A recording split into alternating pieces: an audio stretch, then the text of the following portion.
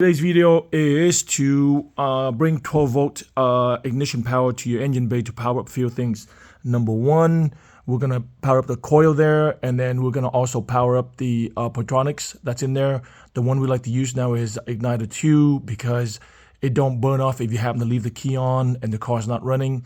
And then make sure you get the matching epoxy. Epoxy is the one you want to get. Flamethrower 2 also made by Pertronix, because epoxy, when you lay it horizontal, you need epoxy rather than oil filled. All right, you gotta use the 12 volt ignition power to power up the Pertronix, the coil, the if you're doing the Edelbrock, the electric choke, or the electric fuel pump. And I used the positive terminal right there to be my junction.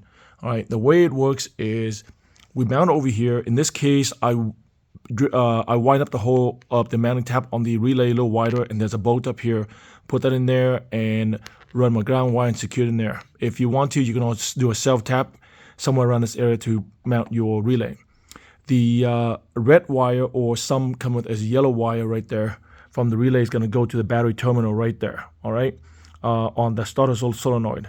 And then the white wire is, or sometimes it's in some other color, but typically in this one it's a white wire. That's going to be your trigger wire. That's going to go to the I terminal on your starter solenoid, that one right there. Okay, now the stock terminal has this boot on there. I just cut it off, and then I put a ring on it and secure it down there. So that's in there. I believe that's a 1032 nut. So use that one.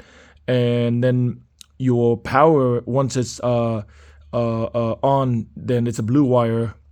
It comes over this way, and I run it over to the positive terminal of my coil right there, and you can see it. And then I tap in for the rest of the power sources.